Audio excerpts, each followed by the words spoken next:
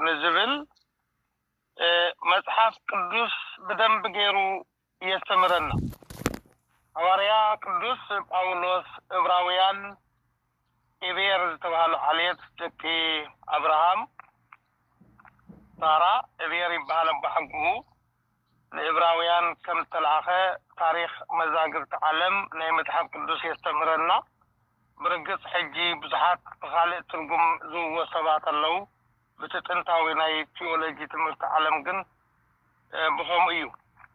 الإسرائيلاويان ون كم تتحفوا ون يملاخت وين جن عطم فقراتي أملاك نتي نتوم قدسان زقلقل كمومن التقلقلوهم زلقوا من قبرهم نسموون زقبركم وفرهم زرس قفعي أيكون نمو بعاقاتكم سي تمزقا انت تزاربنا زحيشن نمدحان بزفون نئمن اللونا يبل حواليا قدس باولس داركس كمتي أبونا كموس أبا ماركوس دولوو أب مبل مودات 14 كفل الزمن مجمرت 15 كفل الزمن زنبرة نايزون قدسان زياتهم حلقيت مدبداب متفلا بقونت زحزن تاريخيو التاريخ نستو حجونا مبل 20 حالن كل زمن تفلسي مخريون كلنا أمان بأمان قبرك عرعيك خوينو رخيبنا يولنا مالتي كوينغن نحنا أبنقر كنعطو يندلن كم متحف قدس وطائبون سلزين خيد لكن نحنا ندقمون شرحن دلنا جن حواريا قدس باولس كم زيب لنا نتوم بإمنة بتعقستن نتا تصفى زورسوا مانتي كتمثلوهم انبر زنزوزات كيتغنس نفس وقفكم كسمعوا الداتا نمملع تصفعون نمصنعن ازي تقحات ازي كرئي ندلي علونا يبل سلمنتاي احنا كا اوريزة فكرات جميرو اسكابر اي يوحنس زصحفوا قدوسان سبات كمانا قدوسان ايخون انبر جن كعا قدس النعم على عبي صقاي مخنياتو كنتي حاريا قدس باولس نرومي معراف 10 تخلتم كافغد حدا زتفلاليته هو زلنا ورنتسون قليسو والله نفس وقفته هو كعا قليو كسامت سيت قليو كعا مستيرك ديابير تقليس اللوز تحف قليو ون بخينة عوزة قلقل قليو ون قدسنا من كسنا زقلقل كم زتوحوا متن نابونا ديتك استيفانوسن أبا استيفانوسن اتزتوحوا مكليت نسو نبرا على من ينوم قريفهم مخبص كمقعو كان السم دقناون اتان ايشتن كنور الله زتقبأتهم قزيون بتوم زنبرو نايت قزي نسو عرمين تغسى سيفاتهم كحالفو خيلاتهم مالتي زي مالت قل نخنتو زي كونت نتوم بإمنة بتعقستن نتا تصفى زور سوا من تخت مسلوة من بر زبل قدس قالي أنا النسخومن وين نسخاتكم نسخاتكنن نتا بإمنة كوارسو وازر زتقعدوا لله زتقعلوا سلا توهادواويت أرثوذكساويت بيت كريستياننا حالينا نايز توهاد جيتا قلقلت خوينا خنحلف نبر عبترك مركن زي خونن عاصم السالن علم ويك عاصم هرتيخن عاتو أي قبال مخنياتو أبا استيفانوسن ديتك استيفانوسن سلمنتاي قتلوا خيلو سلمنتاي مسوعة خفيلو سلمنتاي كخمزيز مسألة تاريخ كقبر تخايلو انتايلنا بتوم قبزات نايت زمن نسو زنبورم تمرتن أبوتاتنا زنبورم منفساو تقال أو سلز قلق زنبرأي نزيون يو هاريا قدس باولوس اتتصفى انتس بمسوعيتي انتس بتقادلو انتس بتميت انتس بعرقان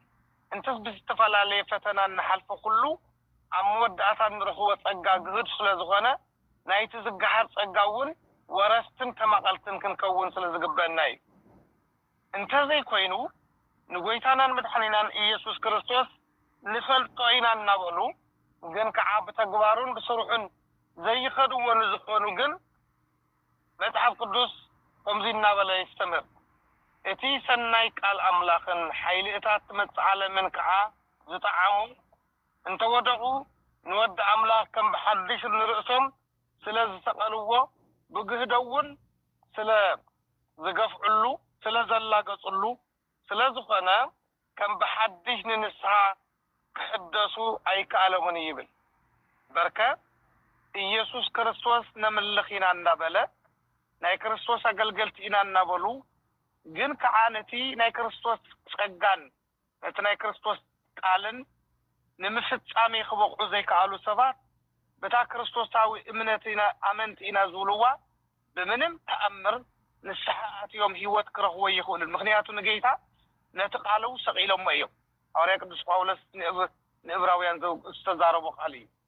ምክንያቱ ሓደ ሰብ እግዚአብሔር የምልኽየ እናበለ ግን ናይ እግዚአብሔር ቃል ዘይፍጽም እንትኾይኑ ግፍዕኛ እንትኾይኑ ናይ ሰይጣን አገልጋሊ እንትኾይኑ ዋው ባር ሕጅሲ ቀቲለለኹም እናበለ መላገጽ ንስሓ ከኣቱ ማለት ዘበቲ ስለዝኾነ እውን እዩ ነቶም ሓደ ግዜ ብርሃን ዝበርሃሎም እቲ ሰማያዊ ውህበት ከዓ ዝጠዓሙ ተማቐልቲ መንፈስ ቅዱስ እውን ዝኾኑ እቲ ሰናይ ቃል አምላኽን ኃይልታት መጽዓለምን ከዓ ዝጠዓሙ እንተወደቁ ንወድ አምላኽ ከም በሐድሽ ንርእሶም ስለ ዝሰቀልዎ ብግህደውን ስለ ዘላገጽሉ ስለ ዝኾነ ከም በሐድሽ ንንስሓ ክሕደሱ ኣይከኣለሙን እዩ ክብል እውን ሐዋርያ ቅዱስ ጳውሎስ የዘኻኽረና ባርከስ ኣብ ዝሓለፈ 4-5 ዓመት ካብ መነኮሳትና ካብ ጳጳሳትና ዝብሉ እንታይ ተማሂርና ቀተልዎም ኣጥፍእዎም ኣጸልሙትሎም ዝብል ድዩስ ወይስ ኣረዚ ሲኽፍ እዩ እዚ ሰይግባእን እዚ ክኸውን የብሉን ሎሚ ዘለናዮ ጸልማት ጽባሕ ባዕልኻ ግህዶ እዩ ኸብርህ እዩ ዝብሉ ኢና ክንሰምዕ ዘለና ክፍልልዮ እዚ ክርስትና ኩላ ሓደ ኣይኮነን ስለዚ ክቡራንን ክቡራትን ደቂቀ እስጢፋኖስ ከምኡውን ደቀ ቦና እስጢፋኖስ ኣብዚ እዋን እዚ ናይ እግዚአብሔር ቃል ፈሲሱ እዩ ተሪፍዎ እኳ እንተኾነ ግን እዝኒ ዘለዎ ይስማዕ ዝብል ቅዱስ ቃል ኣሎ ማርቆስ ወንጌላዊ ዝበሎ እዝኒ ዘለዎ ይስማዕ ማለት እቲ ናይ ውሽጢ ልቡና እዝኒ ዝኸፈተ ማለት እዩ ክልተ እዝኑ ስለተኸፍተ እዝኒ ኣለዎ ማለት ኣይኮነን ነዚ እውን ኢና መብዛሕትና እናተፈተና እንሪኦን እንሰምዖን ያዕ ኮይኑ እንሪኦ ማለት ያዕ ማለት ዘጸይፍ ማለት እዩ ዘሕንቕ ማለት እዩ ንኽትሪኦ ዘሰቅቕ ማለት እዩ ስለዝኾነ እንታይ ዓይነቶም ክርስቲያን ክንከውን ይግባእ ባርከስ እንታይ ዓይነቶም ክርስቲያን ክንከውን ይግባእ እዚ እውን መጽሐፍ ቅዱስ ከምዚ ይብለና አምላኽ ለአብርሃም ተስፋ ክህቦ ከሎ ዝምሕለሉ ካብኡ ዝዓቢ ስለዘይተረኸበ ብሓቂ እናተዛረብኩም እናበለ ሐዋርያ ቅዱስ ጳውሎስ ናይ አብርሃም ተስፋ ናብ ሓቂ ክገሃድ ብተስፋ ስለዝተጸበየት አብርሃም ዝደልዮ ዝነበረ ተስፋ ኩሉ ተጋይድሉ እዩ ንሕና እውን እምነትናን ስራሕናን ተግባርናን ኩሉ ናይ ተስፋ ስራሕ ክኸውን ምስ ዝኽእል እታ ብነፍስን ብስጋን እንረኽባ ተስፋ መልአት ክትመልእ እያ ድሮ እኳ ይወግሕ ኣሎ ትጸልማት ይፍንጠጥ ኣሎ ኣብ ምድሪ ኣብ ሰማይ እውን ነቲ ኩሉ ዝገበረ እናርእናዮ ብዙሕ ዝቀየረ ጌታ እቲ ናይ ሰማይ እውን ከም ዝበልና ተረጋገጸ እዩ እሙን እዩ ተባሂሉ እዩ ሐዋርያ ቅዱስ ጳውሎስ ንቆሮንቶሳውያን ዝለኣኸ መልእኽቲ ምዕራፍ 10 መጀመርያ መልእኽቱ ካብ ፍቕዲ 12 እቲ ዝቆመ ዝመስሎ ከይወድቕ ይጠንቀቕ ብዙሕ እኳ ዝተፈላለየ ዝዓይነቱ ፈተና እንተሓለፍኩምሲ ክሳብ መወዳእታ ክፍትነኩም ዘይደሊ ኣምላኽ ዝተኣመነ እዩ ኣሜን ብእውነት ዝተኣመነ ኣምላኽ እዩ ኣንቲ ጓል ኣንስተይቲ ሸጊርኪ ኣንታ ወዲ ተባዕታይ ፀቢቡካ ግን ብጌታ ብኢየሱስ ክርስቶስ እንተቆይምካሲ ዝተኣመነ ኣምላኽ ይርስዕ ዘይመስለኪ ኣይፋሉን ኣይርስዕን ሕጂ እውን ህያው እዩ ስለዝኾነ ሐዋርያ ቅዱስ ጳውሎስ ንቆሮንቶስ መሊሱ ቅፅል ከሎ بمزح زعينة فتنا كنت حالفكم زتعمنا أملاخ እዩ ኣይገድፈኩም ንምስበለ ድሮካ ነቲ ሽግርኩም ስመዋጽኡ ገይሩልኩም ኣሎ እናበለውን መዋጽ ዝገብር ኣምላኽ ከም ዘለውን የስተምረና كبرانن كبرات دقيق استيفانوس ناي دقيق استيفانوس محضرتنياتات كل خاطكن بركان عز محضر زي بزح جلسة حليف وي ورقي يفصلن ገንዘበይ ይፈሰልን ዝፈስስ ንብረታዊ ምድራዊ ነገር ይውልን ግን ኮይን ግን ናይ እግዚአብሔር ቃል ዝረበሉ እንታይ አይነት ፈተናታት ቢማን በጠጋም እና ተፈተና ከም ዝሐለፍና ናይ ትማሊ ናይ ሎም ታሪኺ ነዚ ግን ምንታይ ኮይኑ ንምንታይ ስለምንታይ ዝብል ነዚውን ይት ክርስቲያናዊ ህይወትና ሁላስና ሓደ ይኮንና ዝንውለ ዘለና ስለዚ እቲ እንኮ አልፋን ኦሜጋን ዝኾነ መድኃኒና ኢየሱስ ክርስቶስ ነታ ተስፋ ክንረክበላ እንጽበያ ጊዜ ቢማን በጸጋም መጽዮም ከደናገሩናን ከለው አሃ ንቅዱሳን አቦታትና ደቀቅ ንቅዱስ እስጢፋኖስ እንደቁን ገረሞም እንዲዮም ሰሪሖሞም እንዲዮም ናናድ አንተ ሐዲስ መለሳለው ክንብል ይግባና አብ ተፈላላይ አረብ ሀገር ገንዘብ ክነውጽይኽን ጊዜኽን ሰውይኽን ካብ እስልምና ተፈሊኽን ተሐቢኽን ጥልያን ከለኽን ኣብ ኤውሮፓና ኣብ አሜሪካን ስራሕና ገዲፍና ሰዓታት ዝኽፈለሉ በሰዓታት ዝስረሐሉ ንዑ መስዋዕት ኮይንካ ዝግበርን ከሎም ብምቾት ዝመስሎም ብዙሓት እዮም ወይን ግን እቲ ዝፈልጥ መን እዩ እግዚአብሔር ሰማይን ምድርን ኣብ ኢዱ ስለዝኾነ ከምዚ ይቅጽል ሐዋርያ ቅዱስ ጳውሎስ ከምኡ ከዓ ብትዕግስቲ ተጸበዩ ነታ ተስፋ ተጸብዩ ነታ ተስፋ ረኸባ ሰባት በቲ ካብኦም ዝዓቢ እዮም ዝምሕሉሞ እቲ መሓላ ከዓ መስምዒ ስለዝኾነ ንኹሉ ምጉቶም ይውዳሎም እዩ ስለዚ ከዓ አምላኽ እቲ ምኽሩ ከም ዘይልወጥ ነተን ወረስቲ ተስፋ ኣዝዩ ከርእዮም ምስ ደለየ ብመሓላ ኣብ መንጎ ኣተወ በተን አምላኽ ክስወለን ዘይከኣል ክልተ ዘይልወጣ ነገር ጌርና ንሕና ነታ ኣብ ቅድሜና ዘላ ተስፋ ንመሓስ ሃዲምና ዝወፃና ብርቱዕ ምፅንና ክንረክብ ኢና አሜን ባርከስ ንሕና ካብ ምንታይ ሃዲምና ኣለና ካብ ነገር ንሕና ካብ ዘረኝነት ካብ አድመኝነት ካብ ዘይኮነ መንገዲ ካብ አስመሳሊ እምነት ካብ አስመሳሊ ስርዓት ካብ አስመሳሊ ዝኾነ ናይ ስብስብ ማሕበር ወፂና ኣለና ነቲ ቅኑዕ መንገዲ ከዓ ሃዲምና ሒዝናዮ ኣለና ካብዚ ዝግድፈና ማንም የልወን ወይን ግን ምድራዊ ባህሪ ከይልብሰና እሞ ነቲ ሰማያዊ መንፈስ ከየርክሰልና ግን ምጥንቃቅ የድሊ እዚኦም ረቢ ልዛረብ ዘለኹ ክቡራንን ክቡራትን ብዙሓት እናወደቁ ስለንርኢ ዘለና እዩ ብዙሓት ካህናት ብዙሓት መነኮሳት ብዙሓት ጳጳሳት ወዲቆም ተሪፎም ኣይኮኑን እንኳን ህዝቦም ንባዕሎም እውን ኣይኮኑን ንሕና እውን ከምኡ ክንከውን ዘይንኽእለሉ ምክንያት የለን እንድሕር ካብ መንፈስ ቅዱስ ወፂና ናይቶም ቅዱሳን አገልገልቲ ብምዃንና ምልክቱ ተግባርና እዩ መጽሐፍ ቅዱስ ብምጥቃስና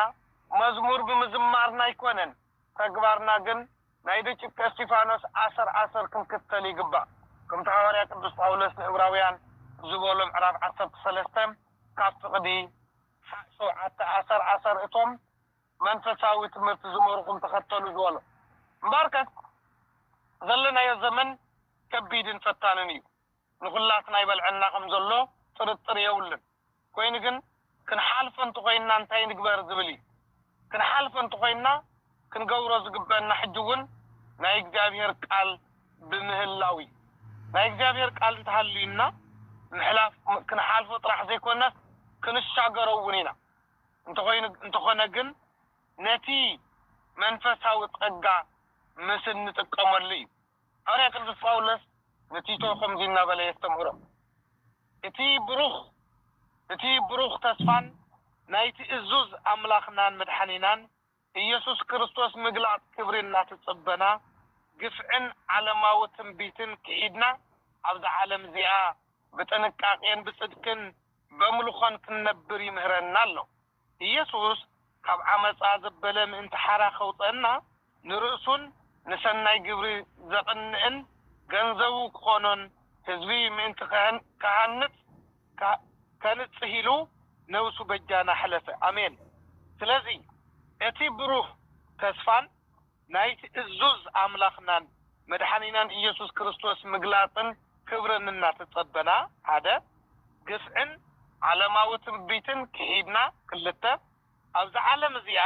بتنقاقين بصدقن بملخن كنبر يمهرنا الله من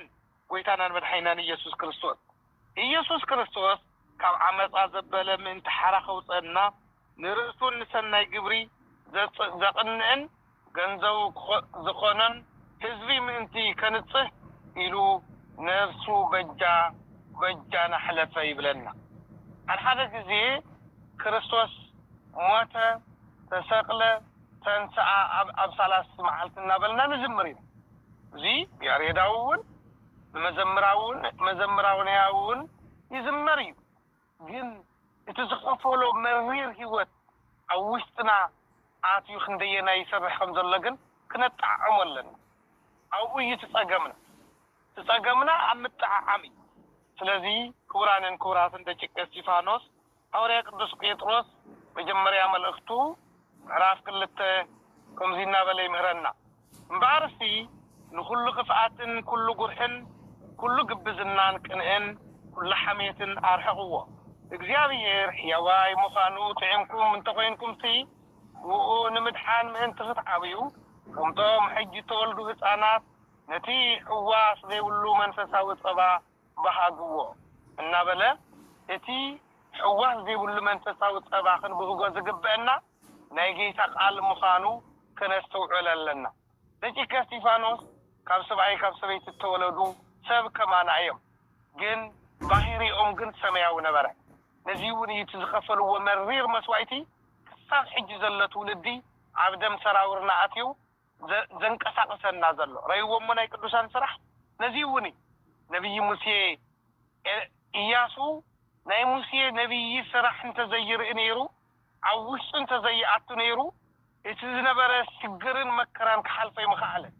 سو اتزعيليتهم ارماويان تواغيو مسوعي تخفيلو خلفو ايزبل قمت كله اي كل النيرو يكون دعمر ناي موسى منفس حديرو እግዚአብሔር ውን ባአብት ዓላማ ንኸይድ አቆሞ አይና አኹሙን ከቀመና ዝኸል ነይቦና እስጢፋኖስ ሳደቅን ናይ ደቂቀ እስጢፋኖስ ቅዱሳንን በረከት ምዃኑ ክንርዳ ኣለና ነዚ ግን ዝግጁነት ክህልወና ኣለዎ እትዋና ንስዩ ከምቲ ሓረስታይ ንሓረሰ ንድሕሪት ዘይዕርፍ ዘይሕዝ ንቅድሚት ሒዝና ክንጓዓዝ ይግበአና ማለት እዩ ክቡራትን ባርከስ ተተቃሉ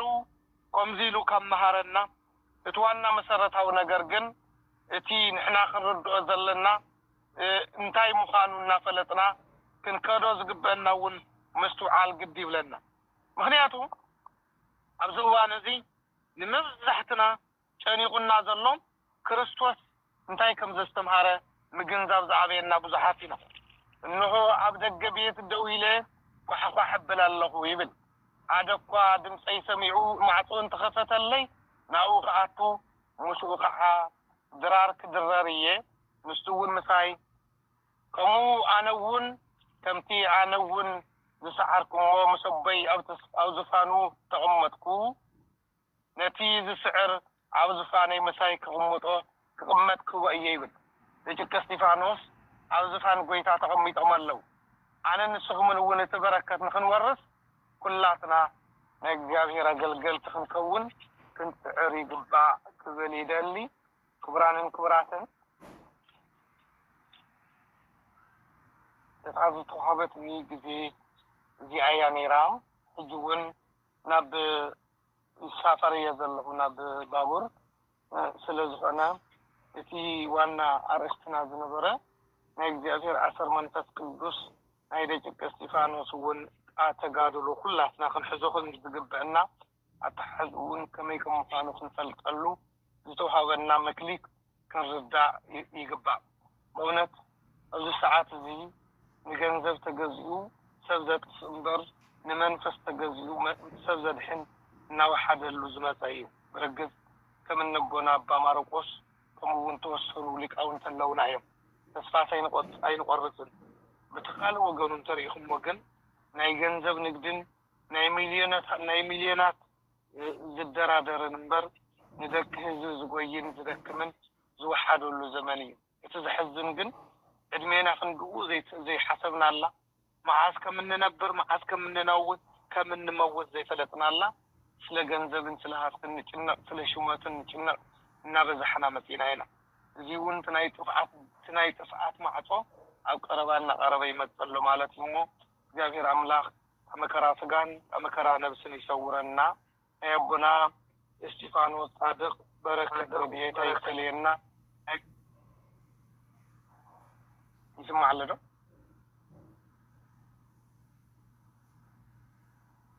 አይስማዕ አንተኒው ይስማዕ ስለዝኾነ ስለዝነበረን ጊዜ እናመስገንኩ ክቡር አቡና ቆሞስ አባ ማርቆስ በረከቶም ይጽሕና እናበልኩ ካብዚ ቀጽልኩም ትርከውኒ ሊቃውንት እንተሊኹም ናባኻትኩም ከብላየ በጸሎትኩም ሕሰውኒ ጸጋ እግዚአብሔር ምስኩላትና ይኹን